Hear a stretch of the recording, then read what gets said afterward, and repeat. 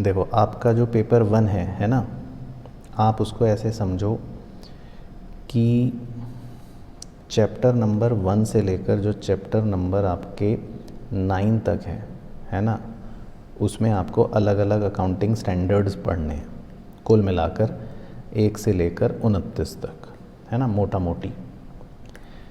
और उसके बाद जो आपका चैप्टर नंबर 10 से लेकर चैप्टर नंबर 15 तक है, उसमें आपको अलग अलग चैप्टर्स पढ़ने हैं, है ना। चैप्टर 10 में कंसोलिडेशन, चैप्टर 11 में financial statement, buyback chapter 12, amalgamation 13, उसके बाद रिकंस्ट्रक्शन 14 और ब्रांच अकाउंटिंग 15, है ना। तो ये बन गया एक लॉट। और टेंटेटिव आप मानो मोटा मोटा कि ये आधा आधा सिलेबस कवर करके चलता है ना, लगभग मतलब थोड़ा सा चैप्टर 1 से 9 तक को आप हल्का सा ज़्यादा मान लो, 55% के आसपास मान लो, लेकिन चैप्टर 10 to 15 भी आपका 45% के आसपास कवर रखेगा। तो लगभग 50-50 ये वेटेज रखते हैं, है ना। अब आप क्या करो, आप प्रिपरेशन करने के लिए जो चैप्टर 10 से चैप्टर 15 है, मतलब मेनली मॉड्यूल 3 आप कह सकते हो, बाकी चैप्टर 10 जो है वो मॉड्यूल 2 के अंदर है, लेकिन वो एक सेपरेट चैप्टर है, इम्पॉर्टेंट चैप्टर है। तो जब आप इसको पढ़ो तो देखो उसमें कैसे करना। सबसे पहले चैप्टर 14 करो, उसके बाद चैप्टर 13 करो, ठीक है। इन दोनों को हमेशा एक साथ करना, लेकिन इस ऑर्डर में करना, पहले 14 करना फिर 13 करना। देखो 14 में क्या है, इंटरनल रिकंस्ट्रक्शन है, वो सबसे सिंपल है, सबसे सिंपल, मॉड्यूल 3 में सबसे आसान। और चैप्टर 13 बड़ा है लेकिन वो इम्पॉर्टेंट है, पर उसका लिंक आपको मिल जाएगा, क्योंकि इंटरनल रिकंस्ट्रक्शन करोगे ना, तो एक्सटर्नल रिकंस्ट्रक्शन मतलब अमेलगमेशन चैप्टर 13 में। तो इसमें से मतलब ऑलमोस्ट श्योर ही है कि आपका 14 नंबर का कंप्लीट वेटेज बनी जाएगी, ये ऑलमोस्ट श्योर है, 14 नंबर आपके ये हो जाएंगे, ठीक है। उसके बाद आप करो चैप्टर 12, क्योंकि वो छोटा है, बायबैक। उसके बाद आप करो चैप्टर 11, इन दोनों को एक लॉट में बना लो। इसमें क्या हो जाएगा आपका, दोनों ईजी हैं, बायबैक और फाइनेंशियल स्टेटमेंट्स। बायबैक की वेटेज कम है, फाइनेंशियल स्टेटमेंट भी हो सकता है बहुत खींचतान के अगर आ जाए तो 14 नंबर का आ सकता है। तो ये एक लॉट बना लो, इन दोनों को एक साथ कर लो क्लब, ठीक है। उसके बाद 2 इंडिविजुअल चैप्टर्स हैं, किसी को भी अपने हिसाब से कर लो। अगर आपको ब्रांच करना है तो ब्रांच कर लो, इसको अलग रखो। और कंसोलिडेशन करना है तो कंसोलिडेशन कर लो, मतलब चैप्टर 10, है ना। तो इसको इंडिपेंडेंटली कर ला, क्योंकि इसका किसी से भी कोई लिंक नहीं है। ब्रांच में जो पढ़ोगे वो कहीं पे किसी से लिंक नहीं है, कंसोलिडेशन में जो पढ़ोगे उसका किसी से कोई लिंक नहीं है, तो ये इंडिपेंडेंट रखना। लेकिन अगर आप ऐसे करते हो तो आप लगभग आधा सिलेबस अपना कवर कर लोगे, ठीक है।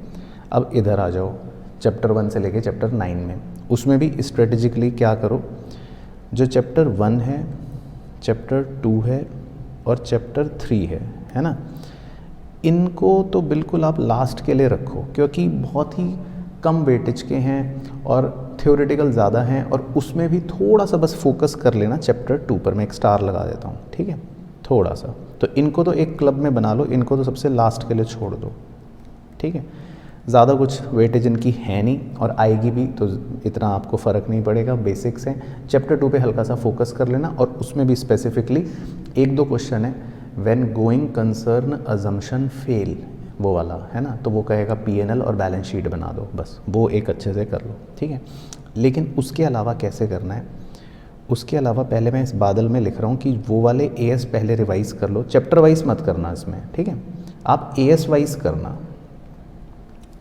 तो आप इनको चैप्टर वाइज मत करना, आप AS वाइज करना, क्योंकि इसमें जो क्वेश्चन आएगा वो ज़्यादा इंपॉर्टेंट AS जो है रेलिवेंट हैं, हो सकता है उनसे ज़्यादा पूछने के चांस हो, तो वो पहले अच्छे से करना। जो कम रेलिवेंट वाले हैं उनको थोड़ा सा बाद में कर लेना, हालांकि पूछ तो किसी से भी सकता है, लेकिन फिर भी अपने एक्सपीरियंस से, नॉलेज से एक बार बता देता हूँ, देखो, है ना। तो अब आप क्या करना, जो आपके AS हैं, ठीक है, 1 से लेके 29 तक, मैं सारे बता देता हूँ बादल के अंदर जो ज़्यादा रेलिवेंट हैं। देखो 1 थ्योरी है, ठीक है, सिंपल डिस्क्लोजर है। 2 आपका इन्वेंट्री है, तो इन्वेंट्री लिख रहा हूँ, हालांकि ईजी है लेकिन आप लिख लो, ठीक है। 3 आपका कैश फ्लो में कवर हो गया। 4 थ्योरी है, 5 थ्योरी है, ठीक है। 6 है नहीं, 7 बहुत इंपॉर्टेंट हो जाता है कंस्ट्रक्शन कॉन्ट्रैक्ट का, तो इस पर तो एक स्टार भी बना रहा हूँ। स्टार वाले तो बिल्कुल छोड़ना ही मत, सबसे पहले इनको करना, ठीक है। कंस्ट्रक्शन कॉन्ट्रैक्ट, ठीक है, 8 है नहीं। 9 रेवेन्यू रिकॉग्निशन थ्योरी है, बेसिक है, ठीक है। 10 फिक्स्ड एसेट कर लो, अच्छा है। उसके बाद 11 फॉरेन एक्सचेंज वाला आपका ब्रांच में भी कवर हो जाता है, ज़्यादा खास नहीं है, सिंपल है, लास्ट के लिए रखना। 12 गवर्नमेंट ग्रांट्स है ना, इस पे स्टार बना देता हूँ क्योंकि इस पर मुझे ऐसा लगता है क्वेश्चन काफ़ी बार पूछता है, बहुत रेलिवेंट अकाउंटिंग स्टैंडर्ड होता है, इसमें अकाउंटिंग इन्वॉल्व है, ठीक है। 12 13 अमेलगमेशन में कवर हो जाएगा आपका, 13 आपका इन्वेस्टमेंट है, अकाउंटिंग फॉर इन्वेस्टमेंट, वो भी करना अच्छा है, उसमें प्रैक्टिकल भी है क्योंकि। उसके बाद 14 आपका अमेलगमेशन में कवर हो जाएगा। 15 आपका एम्प्लॉय बेनिफिट थ्योरी के लिए रख लो। 16 very very important, very crucial, star, इसको नहीं छोड़ना है, बोरोइंग कॉस्ट, ठीक है, इसको करना है। 17 सेगमेंट रिपोर्टिंग छोड़ दो। 18 रिलेटेड पार्टी, सिंपल है, हो जाएगा, ज़्यादा टेंशन नहीं है। उसके बाद 19 लीजेस ज़रूर करना है, वेरी वेरी इंपॉर्टेंट, स्टार लगा लो। उसके बाद 20 अकाउंट EPS ज़रूर करना है, वेरी वेरी इंपॉर्टेंट। और 22 अकाउंटिंग फॉर टैक्सेस है ना, वो बहुत इंपॉर्टेंट है, defer tax asset, defer tax liability, ये लॉट बड़ा इंपॉर्टेंट है।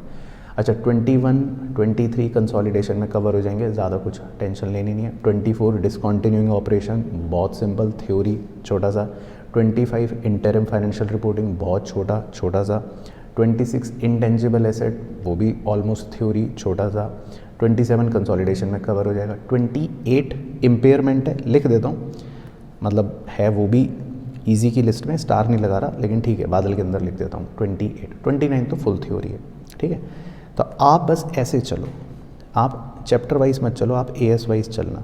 तो जो सुपर हॉट AS है, देखो वो हाईलाइट कर रहा हूँ, ये वाले, ठीक है, इनको कर लो, ये सारे प्रैक्टिकल ओरिएंटेड है, ठीक है।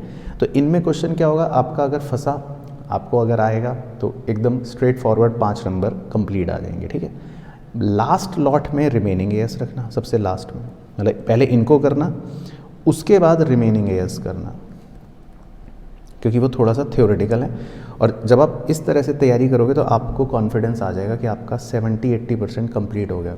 उधर के चैप्टर्स कर लिए, ये वाले AS कर लिए, फिर रिमेनिंग AS करा, और सबसे लास्ट में चैप्टर 1 2 3 करा। तो अगर मैं ऑर्डर ऑफ प्रेफरेंस बनाऊँ, रैंकिंग हरे कलर के पेन से, तो सबसे पहले यहाँ से शुरुआत कर लो उन चैप्टरों से।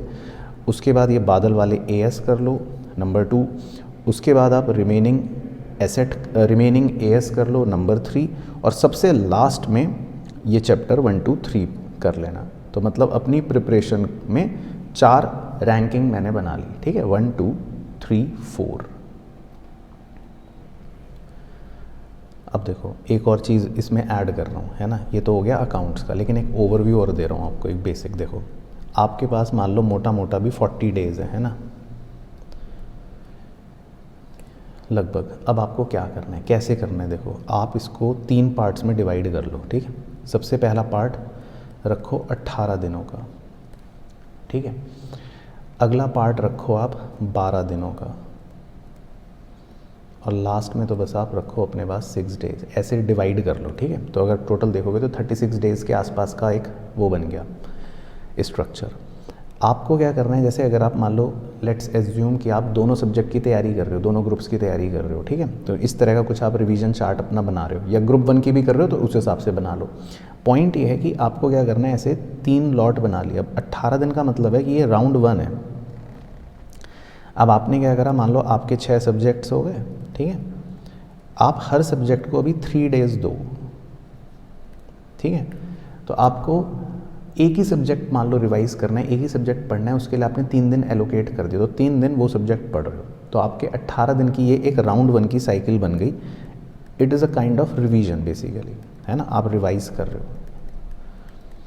अब क्या होगा, अगले राउंड में आपका एक दिन कम हो गया, तो इससे ये होगा कि अब आपको सिर्फ 2 दिन मिलेंगे रिवीजन करने के, ठीक है। तो आप अपने सब्जेक्ट्स को सेम जो भी पढ़ रहे हो उनको सिर्फ 2 दिन में रिवाइज करोगे, ये आपका राउंड 2 बन गया।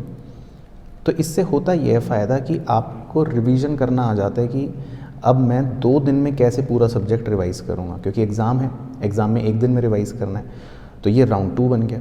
अब लास्ट 6 डेज़ इसलिए रखा है थोड़ा सा, बिल्कुल मतलब आपको एक एक्सट्रीम मॉक कह लो प्रिपरेशन का वो फ्लेवर देने के लिए कि जब आपको एक ही दिन में पूरा सब्जेक्ट रिवाइज करना है, उसमें तो बस आप क्या करो, एक दिन में एक ही सब्जेक्ट पढ़ो बस, अगले दिन दूसरा, अगले दिन तीसरा, उसके बाद चौथा, मतलब इस तरह से एक ही दिन में फाइनल राउंड ऑफ रिवीजन कह सकते हो आप करो।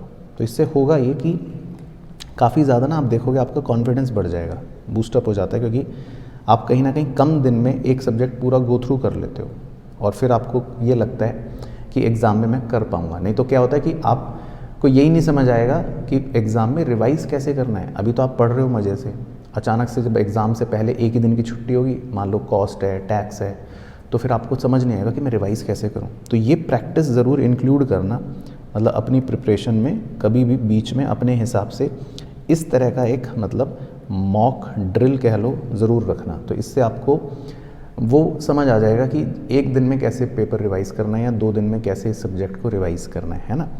तो 3 राउंड है, आप 2 भी कर सकते हो या अपने हिसाब से मतलब इसको वेरी भी कर सकते हो ग्रुप 1 ग्रुप 2 के हिसाब से। But it is a good technique, थोड़ा सा हेल्प करती है, मैंने खुद इस चीज़ को ऐसे फॉलो करा है।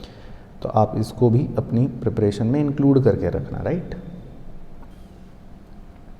चलो एक चीज़ और बता रहा हूँ फाइनल अपनी तरफ से मेन, की रिवीजन कैसे करना है। हर सब्जेक्ट में अप्लाई कर सकते हो, लेकिन अकाउंट्स में तो करने ही करना है। देखो रिवाइज़ कैसे करना है आपको, है ना। प्रॉब्लम ये आती है, कोर्स आपने कर ही लिया है, अब ऐसा तो कोई नहीं होगा कहेगा सर मैंने तो कोर्स ही नहीं करा, मैंने तो बुक भी नहीं खोली, ऐसा तो नहीं होगा। रिवाइज़ कैसे करना है, देखो सबसे पहले मैं अकाउंट्स का बता रहा हूँ, है ना। आपको क्या करना है, सबसे पहले पूरा चैप्टर का रजिस्टर लेके बैठो और एक उसका ना ओवरव्यू लो। देखो ये बहुत अच्छी टेक्निक होती है। जैसे बचपन में जब हम बुक पढ़ते थे तो बुक में ना स्टार्टिंग में ऐसा दिया होता था लर्निंग ऑब्जेक्टिव, हालांकि हमने उसको इग्नोर मार देते, लेकिन मैंने खुद पर्सनली ऑब्जर्व करा कि अगर एक माइंड फ्रेम बना लो ना पहले, कि पहले लर्निंग ऑब्जेक्टिव पढ़ा, अच्छा कि भाई क्या है इसमें।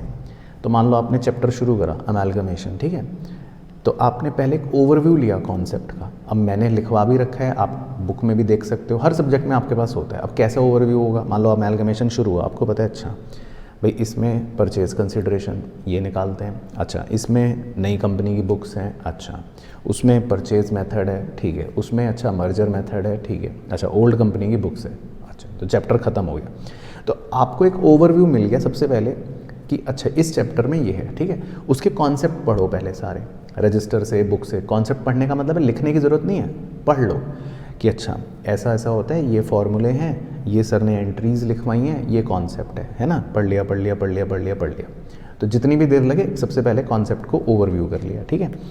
अब क्या करना है आपको, उसके बाद सारे क्वेश्चन तो करने नहीं, टाइम है नहीं आपको सेलेक्टिव क्वेश्चन करने। कौन से वाले, जो कोशिश करो जो स्टार क्वेश्चंस हैं जिन पर मैं स्टार बनवाता हूँ, या कॉन्सेप्चुअल क्वेश्चन है, या अपने हिसाब से जो भी क्वेश्चन आपको लग रहा है ना कि ये थोड़ा सा बड़ा या ट्रिकी क्वेश्चन है, जिसको देख के आपको डर लगा मन में, सिंपल सा एक पैरामीटर बना रही है कि आपको देखते ही डर लग रहा है, ओह ये तो यार अजीब सा लग रहा है, बस उस क्वेश्चन को पकड़ो, ठीक है। अब उस क्वेश्चन को पहले आपको बिना देखे करना है, ये बहुत ज़रूरी है। यहाँ बच्चे मात खाते हैं, बच्चा क्या करता है सीधा क्वेश्चन खोला और उसका भी सॉल्यूशन देखना शुरू कर दिया ऊपर से, हाँ आता है, वो नहीं करना है। ये मेजर मिस्टेक नहीं करनी है। आप लिखकर बिना देखे पहले अपने आप करोगे, वहाँ देखना, ये चीज़ सबसे ज़्यादा आपको हेल्प करेगी। जब आप बिना देखे करना शुरू करोगे ना तो आप फंस जाओगे एकदम से, आपको मतलब ऐसा हो जाएगा अरे यार कुछ ही समझ नहीं आ रहा है, तो कुछ हो ही नहीं रहा, ऐसा होगा।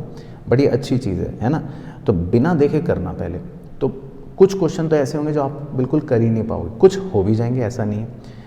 अब जब आप बिना करे फंस जाते हो ना, तब वो ब्रेन स्टॉर्मिंग शुरू होती है, तब आप थोड़ा सा दिमाग लगाते हो, बौखलाते हो कि यार अब मैं क्या करूं। तो वो स्टेज आने देना, अगर वो स्टेज नहीं आने दी तो फिर एग्ज़ाम में आएगी, फिर प्रॉब्लम है, वहाँ पे फंसोगे।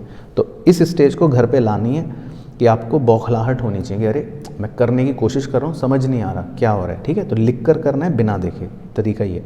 अच्छा उसके बाद नेक्स्ट स्टेप में जब आप फंस गए, भाई अब तो कर ही नहीं पा रहे, अब तो आपका क्वेश्चन रुक गया, हाथ खाली हो गए, अब क्या करूँ मैं, नेक्स्ट फिर आपको देखना है, तब आप सॉल्यूशन देखोगे, अच्छा ये ट्रिक थी, अच्छा ये फॉर्मूला लगाया है इसमें, अच्छा ये अकाउंटिंग है, ठीक है।